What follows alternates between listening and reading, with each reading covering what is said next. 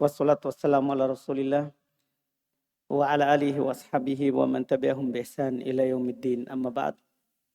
Alhamdulillah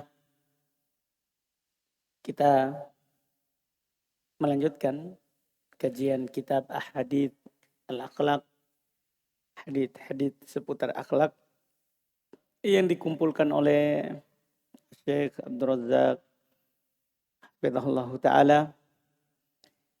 Pada hari ini kita masuk di poin ke-8 yang beri judul dengan kafalatul yatim. Menanggung, membiayai anak yatim. Ini tentunya seperti sebelum-sebelumnya masuk dalam keindahan syariat Islam dan kesempurnaan akhlak yang diajarkan kepadanya. Perhatian terhadap anak yatim. Anak yatim itu adalah anak yang meninggal bapaknya sebelum dia berusia balik. Adapun kalau sudah berusia balik, tidak ada lagi kata yatim. Yatim itu orang yang meninggal orang tuanya saat dia belum berusia balik. Allah Subhanahu wa taala telah menyebutkan anjuran untuk berbuat baik kepada anak yatim di Quran. Di ayat yang kita sebutkan waktu pembahasan sebelumnya, di akhlak sebelumnya, anjuran untuk berbuat baik pada orang tua, anjuran kepada berbuat baik kepada karib kerabat. Yang ketiga disebutkan wal yatama, dan berbuat baiklah terhadap anak yatim. Jadi ini semua adalah digandengkan dengan hak Allah Subhanahu wa taala. Hadits seputar anjuran dan keutamaan berbuat baik kepada anak yatim itu sangat banyak. Di antaranya di sini beliau kumpulkan ada beberapa hadis yang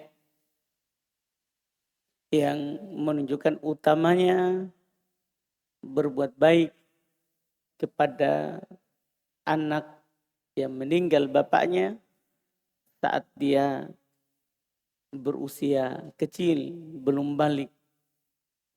Di antaranya beliau sebutkan hadits yang pertama, kata Syekh hafizahullah taala, an Sahl bin Sa'ad radhiyallahu taala anhu qala anin nabi sallallahu alaihi wa alihi wasallam qala ana wa kafilul yatim fil jannati hakada wa qala bi asba'ihi as-sababa wal wusta. Rawahul Bukhari. Hadits riwayat Imam Al-Bukhari. Kata beliau dari Sahal ibn Sa'ad As-Sa'idi radhiyallahu taala anhu, beliau berkata dari Nabi sallallahu alaihi wasallam, beliau bersabda, saya dan penjamin anak yatim di dalam surga seperti ini. Yaitu beliau mengatakan ini sambil berisyarat dengan kedua jarinya, yaitu jari telunjuk dan jari tengah. Jari telunjuk dan jari tengah. Yaitu jarak secara kelihatan, walaupun jarak di surga jauh, tapi ini menunjukkan dekatnya, karena surga itu luas. Tapi Nabi katakan, saya dan penjamin anak yatim seperti ini. Yaitu jarak ketinggiannya itu dekat. Ini kan jari telunjuk lebih pendek daripada jari tengah. Walaupun kata para ulama, surga tidak sejarak ini.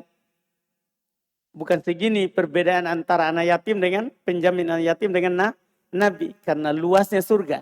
Cuman menunjukkan dekatnya kedudukan orang yang menjamin anak yatim dengan Nabi Sallallahu Alaihi Wasallam. Adapun Nabi beliau adalah di surga yang paling tinggi.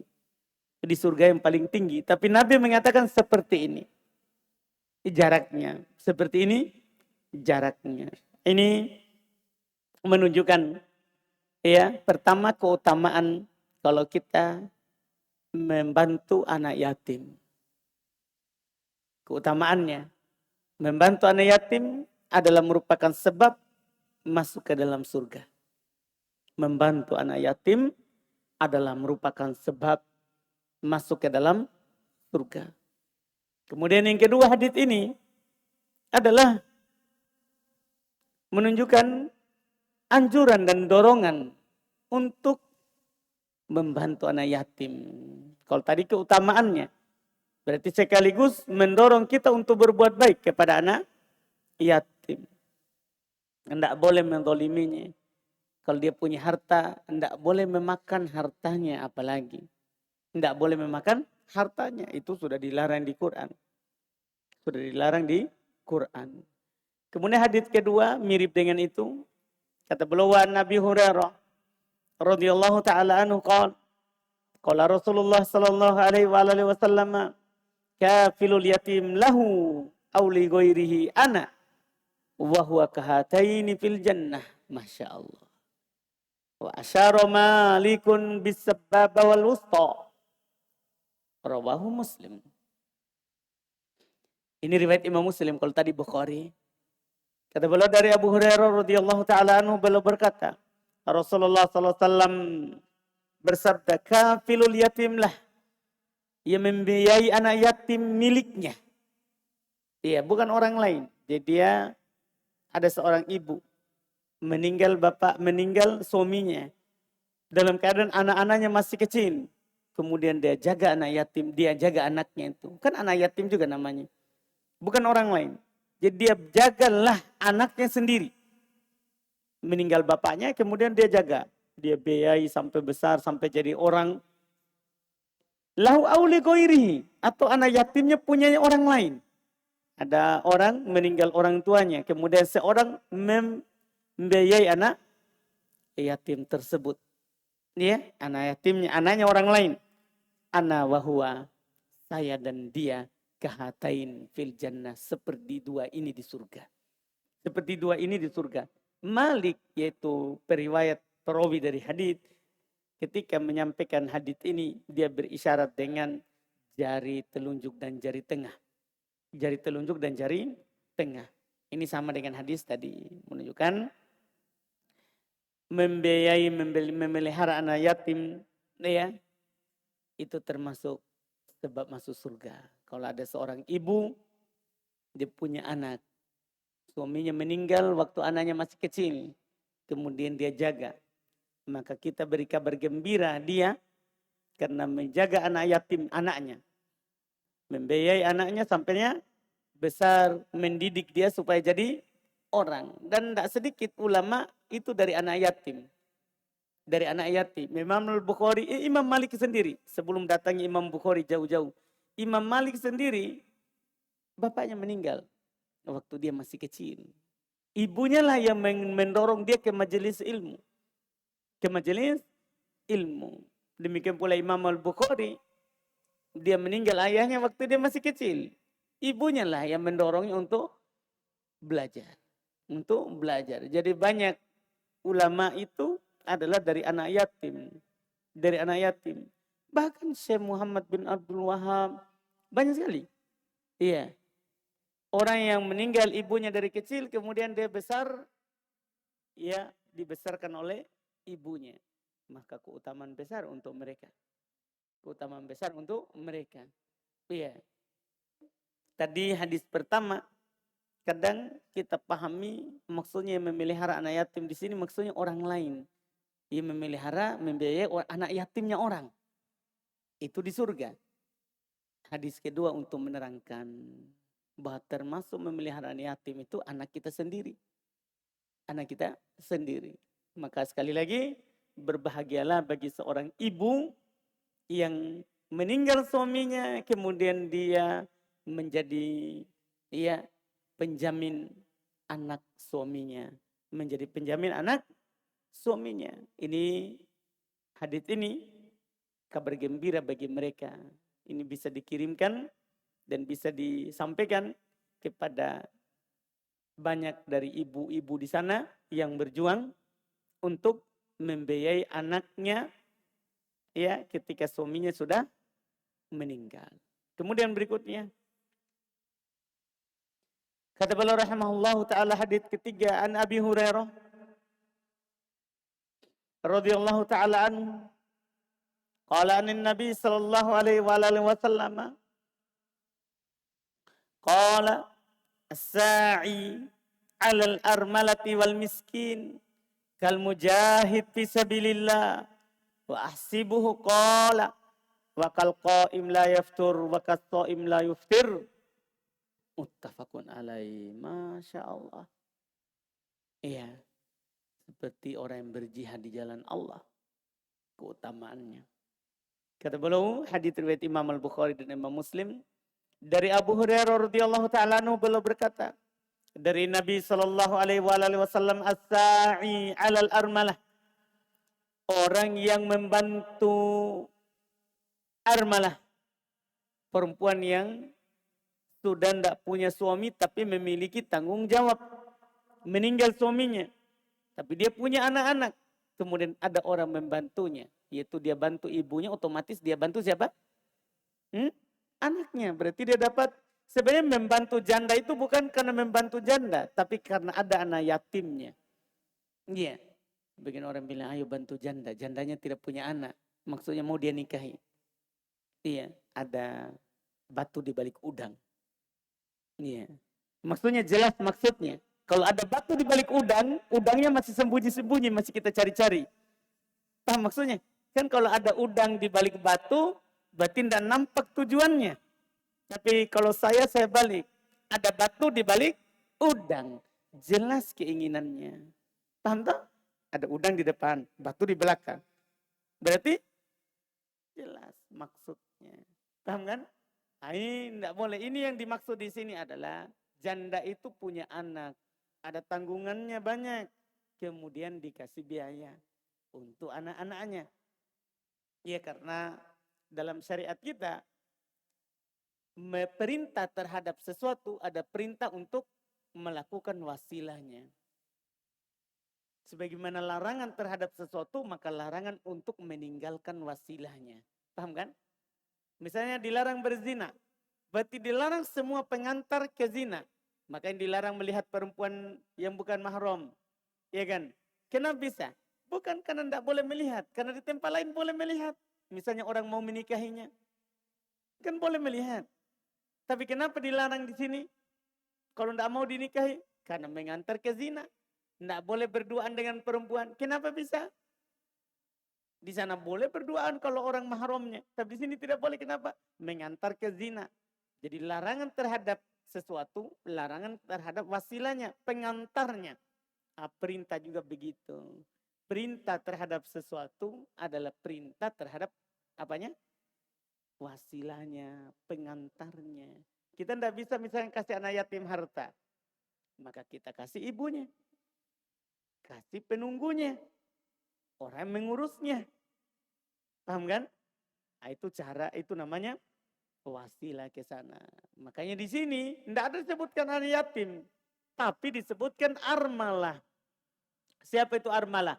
Ya, armalah itu adalah seorang perempuan yang meninggal suaminya dan memiliki anak. Itu namanya armalah. Seorang perempuan yang meninggal suaminya dan memiliki anak.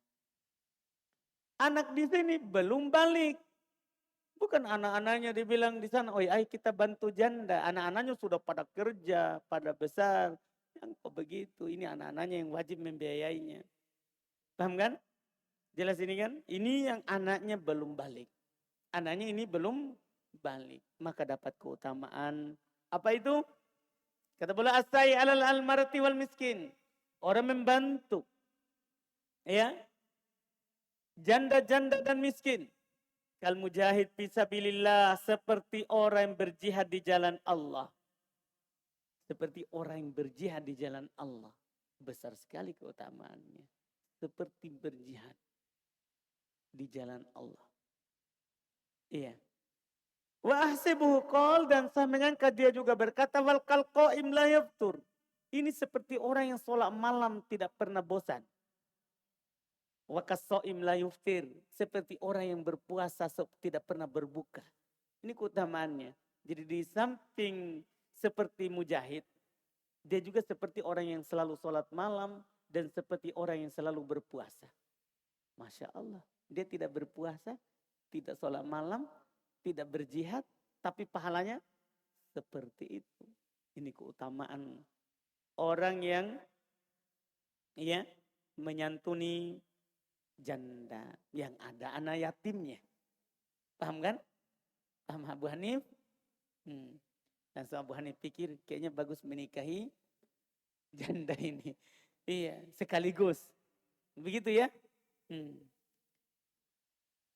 Kemudian berikutnya, ini keutamaan jelas ya, keutamaan yang sangat jelas. Makanya dikatakan oleh Ibnu Battal rahimahullah, man ajaza anil jihad fisabilillah wa an qiyamil laili wa siyamin nahar falyamal bihadzal hadits. Masya Allah. Apalagi sekarang tidak ada jihad.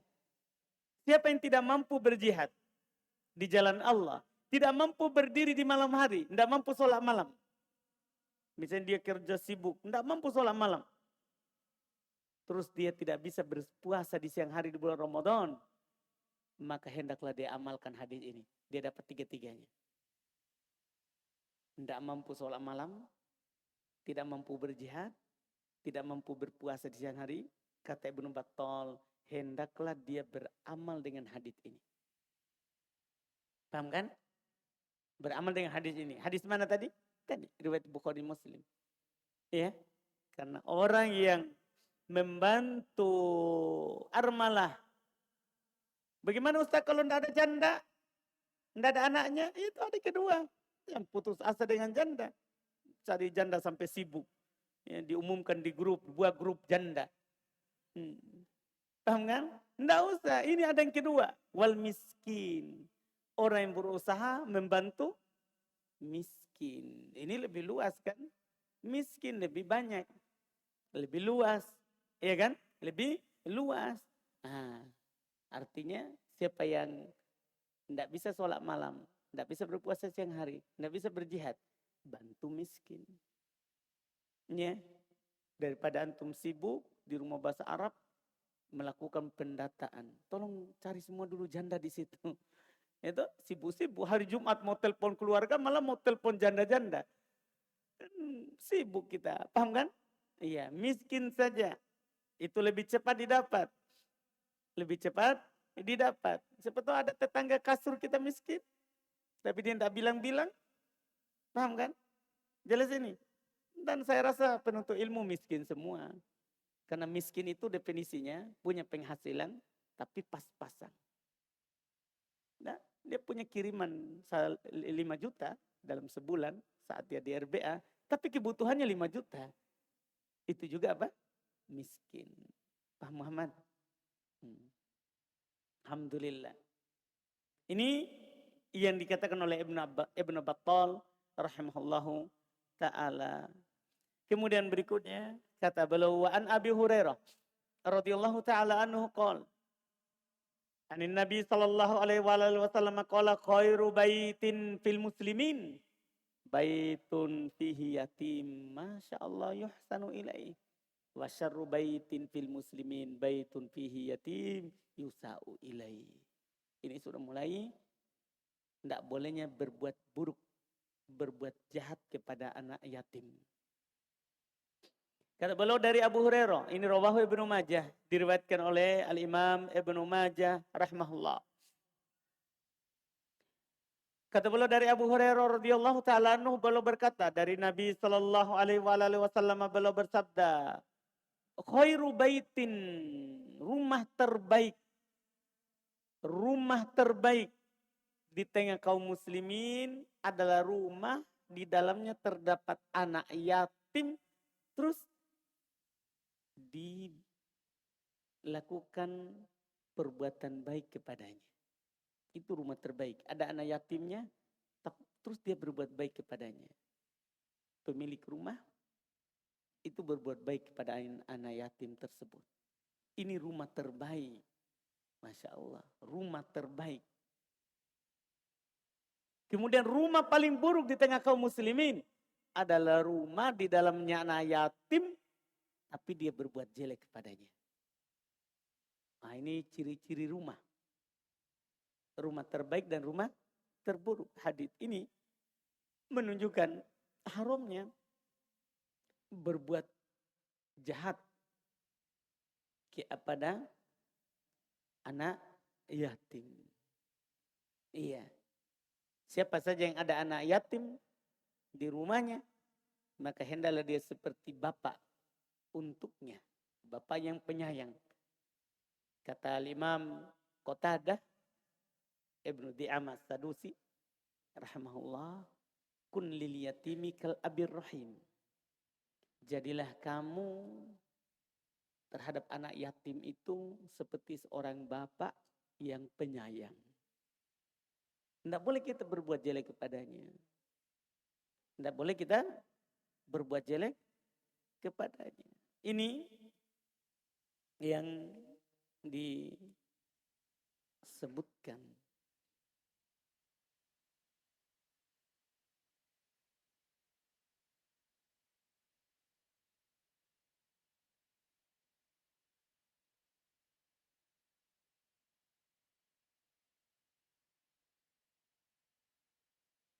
Kemudian di berikutnya beliau sampaikan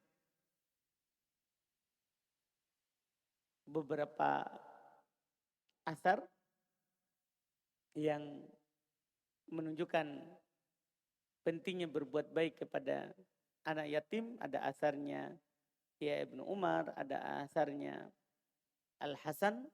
Tapi kita langsung lagi ambil hadits yang beliau sebutkan lagi setelahnya. Itu kata beliau an Zainab imro'ati Abdillah.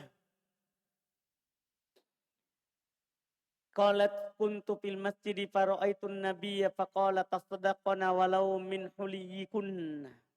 Wa kanat Zainab tunfiqu ala Abdillah wa itamin fi hijriha. Qala faqalat li Abdillah sal Rasulullah ayajzi anni an unfiqu alaik wa ala aitamin fi hijri min as-sadaqah. Faqala sali anti Rasulullah. Ini hadis panjang. Fantolaktu ila Nabi sallallahu alaihi wasallam fawajadtu imra'atan minal ansari 'alal babi hajatuha mitlu hajati. Famarru alaina Bilal faqulna salin Nabi ayajzi anni an unfiqa 'ala zawji wa aitamin li fi hajri.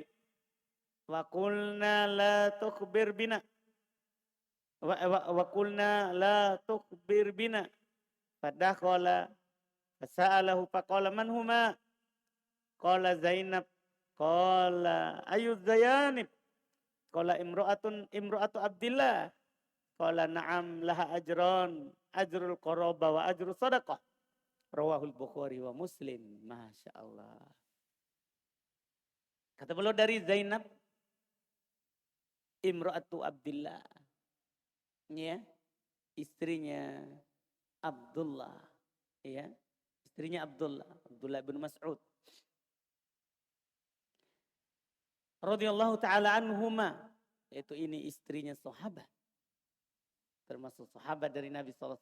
Dia berkata, saya di masjid, kuntu fil masjid. Tadi sebelumnya saya berada di masjid. Saya melihat Nabi SAW belum berkata, Nabi bersabda, menganjurkan kepada perempuan untuk bersedekah. Walaupun dari perhiasan yang kalian punya.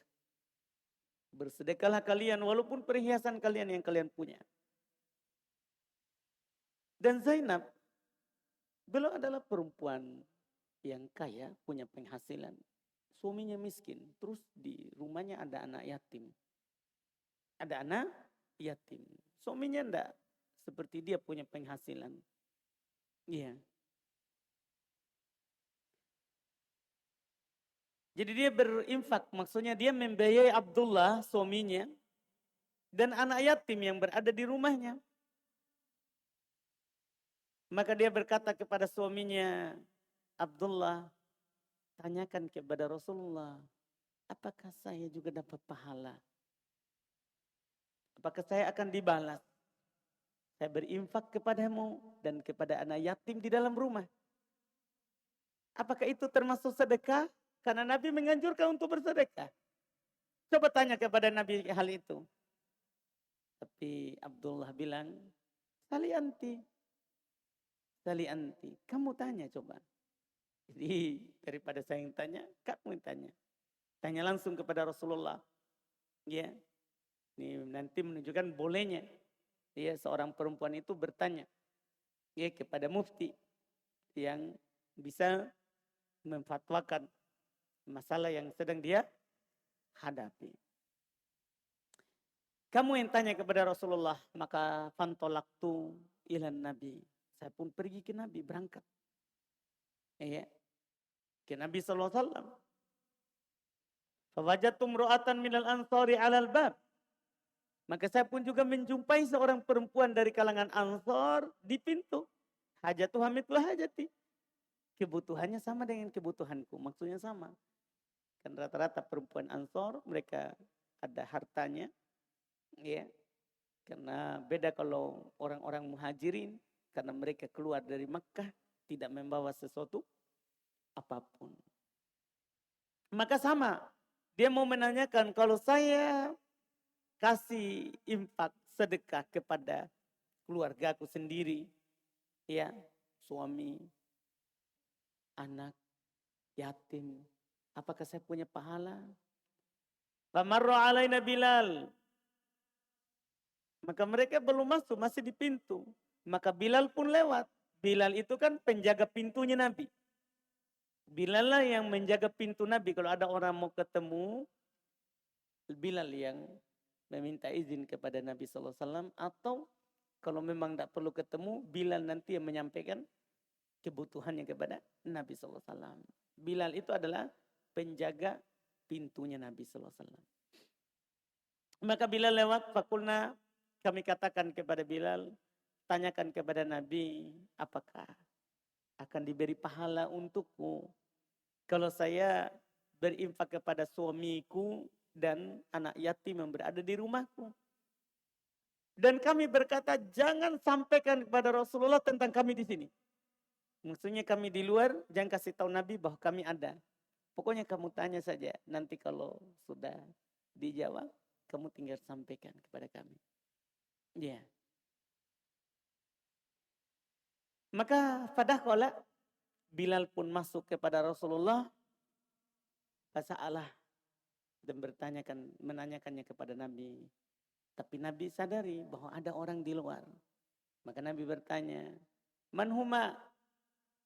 Siapa mereka berdua? Di luar.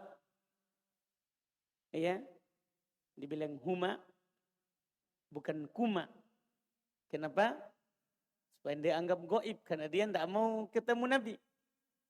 Tidak mau ketemu Nabi SAW. Boleh mengatakan dengan dhamir goib. Padahal dia mutakallim. Ini dalam istilah ilmu balaghah namanya iltifat. Namanya iltifat. Iya. Siapa kalian berdua? Sebaik kalian berdua maksudnya. Tapi mereka berdua. Padahal Nabi ini tidak bertanya kepada Bilal. Kalau bertanya kepada Bilal betul.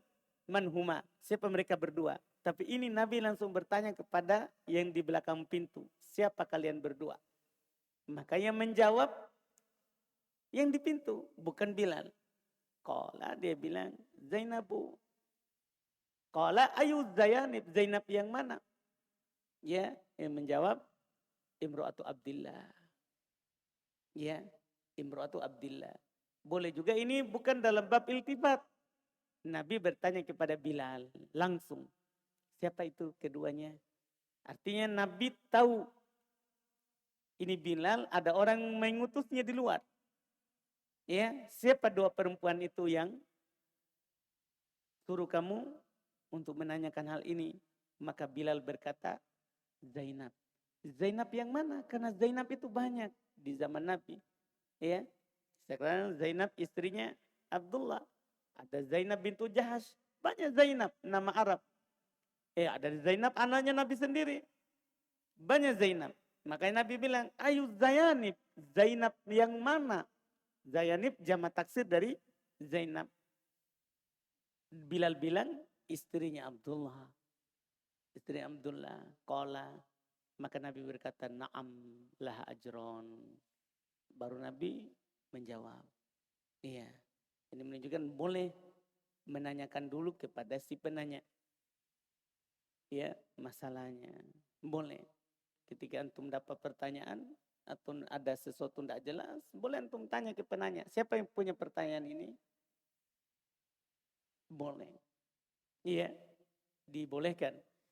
Kemudian katanya, na'am laha ajron. Iya, dia punya 2 pahala, Masya Allah. Dia punya 2 pahala. Bukan lagi hanya 1 pahala. Apa itu? Ajrul qorobah wa ajrul sadaqah. Dia dapat pahala karena kekerabatan, terus dia dapat pahala karena sedekahnya. Jadi 2 pahala. Sedekah kepada kerabat itu 2 pahalanya. Karena kerabat dan karena sedekah. Ini riwayat Imam Al-Bukhari dan Imam Muslim. Riwayat Imam Al-Bukhari dan Imam Muslim. Iya.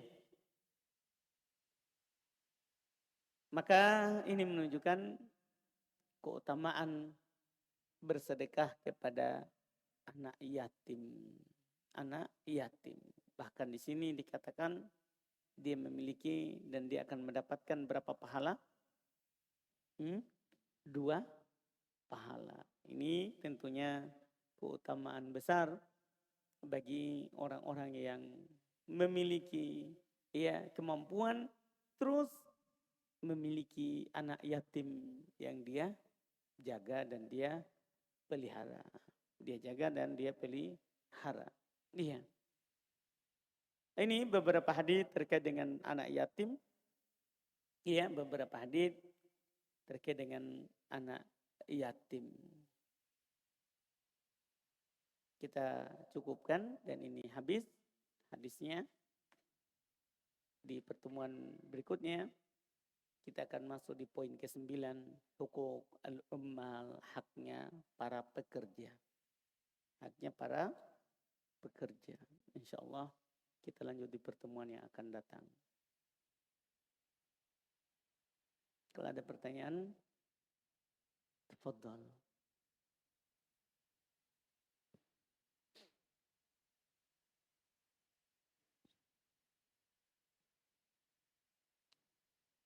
Bismillah. Pertanyaannya berkenaan dengan anak yatim, Ustaz. Apa definisi perbuatan baik dan buruk terhadap anak yatim tersebut?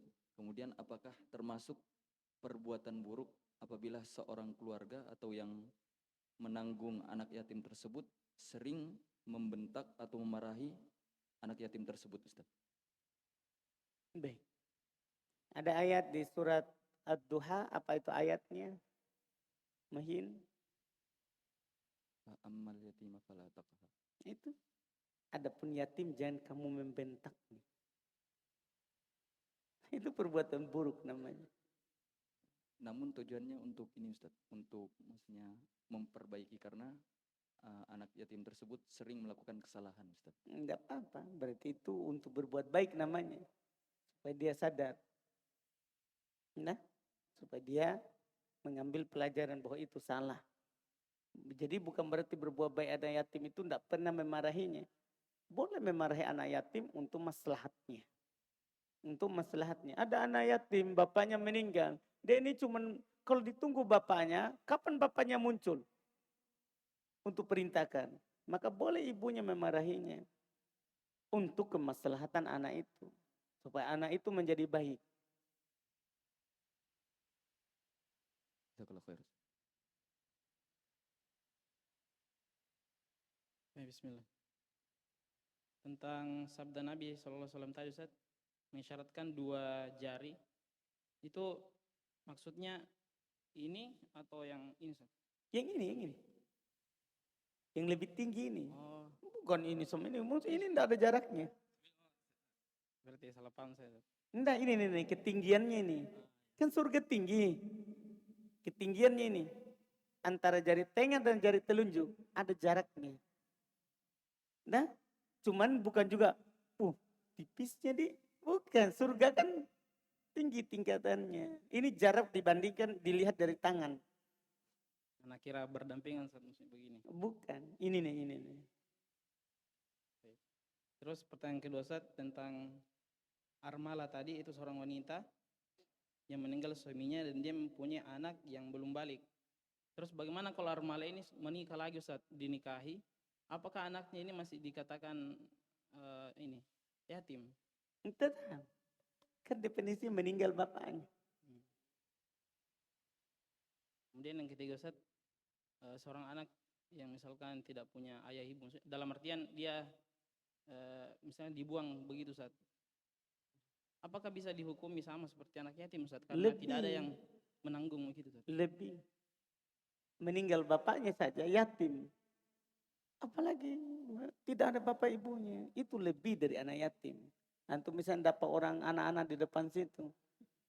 Entah antum pungut, antum besarkan di RBA. Kasih makan tahu tempe. Tahu kan? Itu lebih daripada anak yatim. Nah, itu min babi aula. Jazakallah khair Ustaz.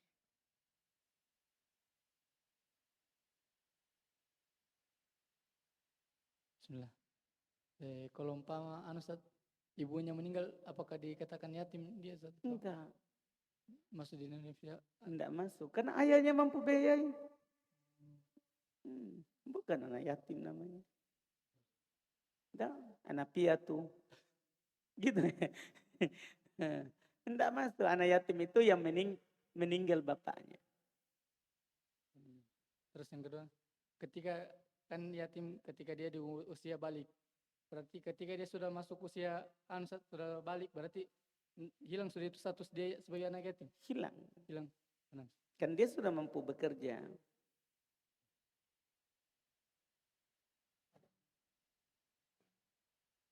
Bismillah. Apa hukumnya sholatnya orang yang tertidur begitu Ustaz? Maksudnya dia sholat dalam keadaan mengantuk sekali. Gimana Ustaz? Itu misalkan dia tertidur sekejap begitu Ustaz. Nggak sadarkan diri. Apa hukum sholatnya itu Ustaz? Sah. Sah sholatnya. Kemudian masalah soft. Dalam soft itu kita meluruskan yang di belakang imam atau yang bagaimana Ustaz? Apakah itu maksudnya meluruskan mata kaki dengan mata kaki atau bagaimana? Mata kaki. Bukan kaki bagian depan. Tumit. Itu yang diluruskan. Karena orang tumitnya sama semuanya. Kalau kaki yang ke depan itu beda. Panjang, pendeknya. Maka nanti misalnya kita di JF ini, yang ujung keramik itu yang tumitnya. Bukan bagian depannya yang dilihat. Terus tapi kalau misalkan kita itu meluruskan dengan yang paling dekat dengan imam gitu Ustaz? Atau bagaimana? Artinya yang meluruskan dengan yang paling dekat dengan imam, di belakangnya pas. Oh maksudnya ini tuh yang imam, tugasnya imam. Mana yang diluruskan? Atau gimana? Antum jadi imam. Enggak Ustaz. Maksudnya apa di?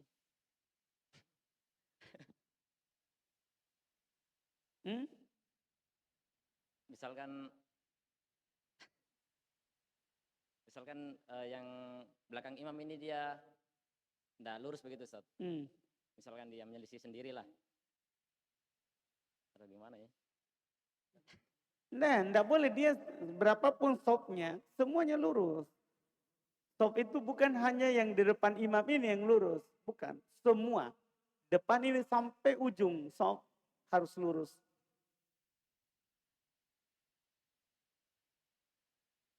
Yang mana yang dimaksud?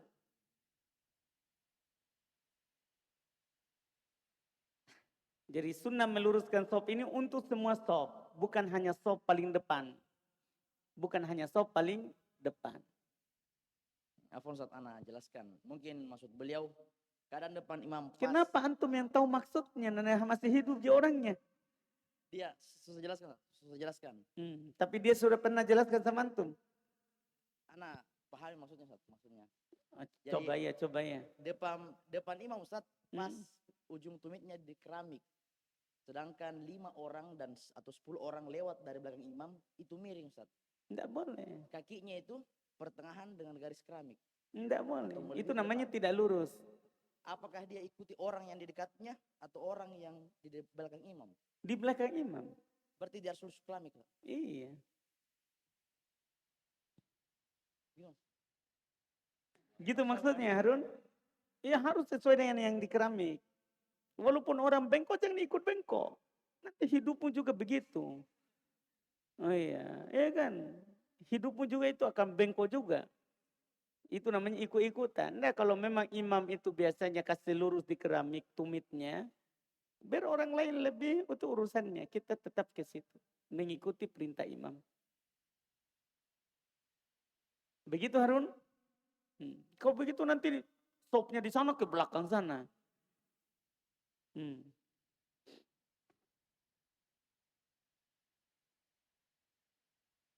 Depan sini. Ada pertanyaan? Oh, enggak ada. Baik.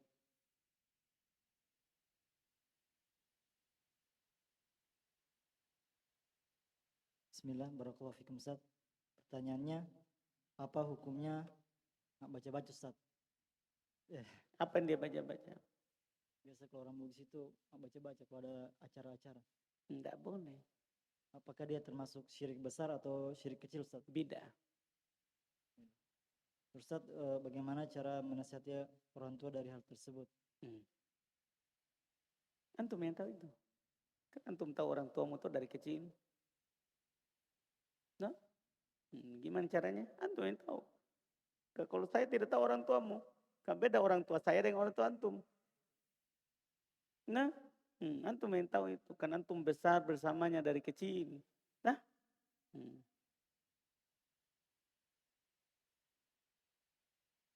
Assalamualaikum Ustaz. Waalaikumsalam. Di sini ada pertanyaan Ustaz.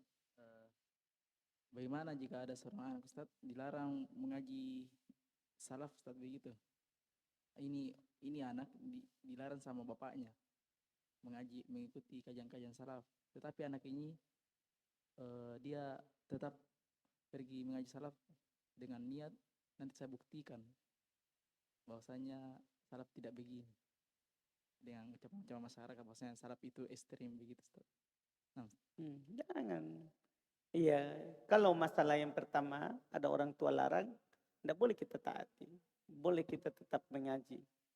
Tidak berdosa. Tidak dianggap durhaka. Kemudian niatnya jangan. Niat saja untuk mengangkat kebodohan. Enggak niat untuk membuktikan. Nanti sudah terbukti kau kan tinggalkan. Nah, niat saja.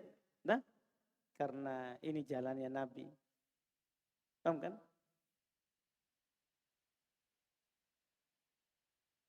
Belakang. Lewat. Sudah lewat. Darurat. Iya Ustaz. Tentang kemarin Ustaz tetangga. Bagaimana hukumnya itu Ustaz? Kalau misalnya kita tidak suka dengan tetangga yang dekat begitu Ustaz. Baru kita lebih pilih kasih hadiah yang tetangga yang jauh. Kenapa tidak suka? Kayak Ustaz mengganggu begitu, sering mengganggu apa. Jangan, justru kasih saja supaya tidak mengganggu. Orang itu kalau dikasih hadis, tidak mau dia. Tapi kalau dikasih hadiah, mau dan bisa luluh hatinya. Orang itu gara-gara dikasih hadiah, akhirnya nanti dia jadi baik. Pokoknya baik atau tidak, tetangga dekat. Tapi biasa dikasih hadiah Ustaz tambah menjadi-jadi. Tidak apa, itu urusannya. Bukan urusanmu itu. Nah, nanti dia akan pikir. Nah, kan antum kasih hadiah bukan karena supaya dia tidak menjadi-jadi. Nah, alhamdulillah. Tapi biasanya itu tidak begitu. Itu persangkaanmu. Kan kebiasaan hewan saja. Anjing toh, kalau dikasih makan, pasti baik sama kita. Apalagi itu orang bukan anjing. Nabi, itu biasanya itu persangkaan. Tidak boleh, tetap kasih saja. Dah?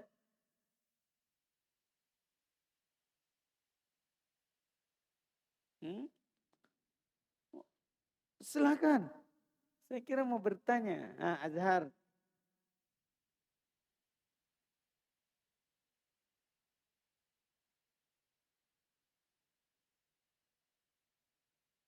Bismillah. Jadi begini Ustaz, saya pernah dulu disuruh belajar baras hanji Ustaz, tapi kan hukumnya tidak boleh Ustaz ya. Terus dia bilang, kenapa tidak mau? Terus saya bilang, karena tidak boleh. Terus dia bilang, apakah karena kamu mondok di salaf begitu? Terus bilang Kak, tidak juga.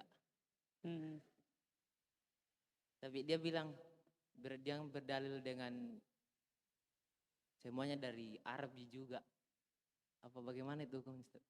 Apa harus dijawab kalau pertanyaan begitu? Jadi kita itu beragama karena dari Arab atau bukan, kan begitu? Kita ini beragama bukan karena dari Arab, ini karena Allah. Kalau Allah perintahkan, misalnya ada perintah dari Allah untuk membaca barzanji, saya akan lakukan sampai saya meninggal. Begitu. Ini kita beragama bukan karena Arab. Bukan. Ini kita beragama karena Allah, kemudian Nabi SAW. Nah, tidak ada perbedaan Arab dan Ajam. Kecuali dengan takwa. Paham saudara? Bilang begitu saja. Nah. Terus yang kedua Ustaz, masalah tentang anak yatim. Apa kalau ayahnya itu yang meninggalkan istrinya, lalu istrinya punya anak yang belum balik, apakah termasuk anak yatim Ustaz? Ulang. Ini suaminya Ustaz meninggalkan istrinya. Misalnya Azhar punya istri, terus antum meninggal. Bukan Ustaz, cerai begitu Ustaz. Oh cerai, masuk juga.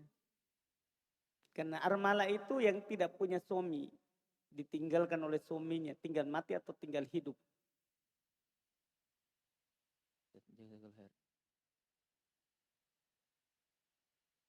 Bismillah.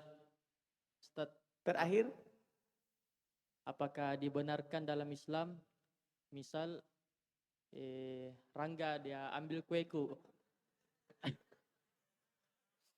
Apakah dibenarkan dalam Islam, misalnya Rangga diambil kueku? Diambil kuenya antum. Bilangnya nanti di belakang. Nanti di belakang apanya? Mintanya. Tidak dibenarkan. Tidak boleh itu orang makan dulu baru nanti minta izinnya di belakang.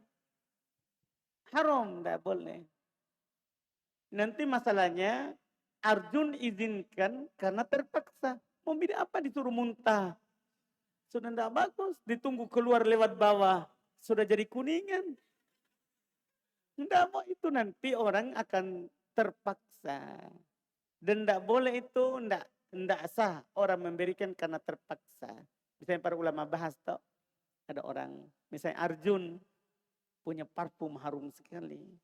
Datang Rangga, dia pakai tuh, wih harum sekali parfumnya ini. Dia tahu ini Arjun kalau dipuji begitu, ambil Mike. Begitu. Dia akan bilang apa? Ambil mie untuk antum. Gara-gara dipuji parfumnya. Ada sebagian orang begitu. Kalau dipuji punyanya langsung dia bilang, iya ambil mie. Dalam mengamalkan hadis. La yu'minu ahadukum hatta yuhibbu li akhihi ma yuhibbu li nafsi. Oh ini saya suka ini. Tapi dia suka. Akhirnya dia kasih. Gara-gara kita yang bilang begitu. Tidak boleh begitu. Akhirnya dia kasihkan parfumnya. Oh ini tidak ada keridoannya tapi terpaksa. Karena tidak enak. Tidak boleh itu Rangga. Nah, harus kasih tahu dulu orangnya. Ustaz, contoh. Iya, ini saya juga contoh ini. Contoh ini Arjun. Alhamdulillah. Nah, jadi antum minumi dulu kopinya begitu nih baru nanti saya kasih tahu.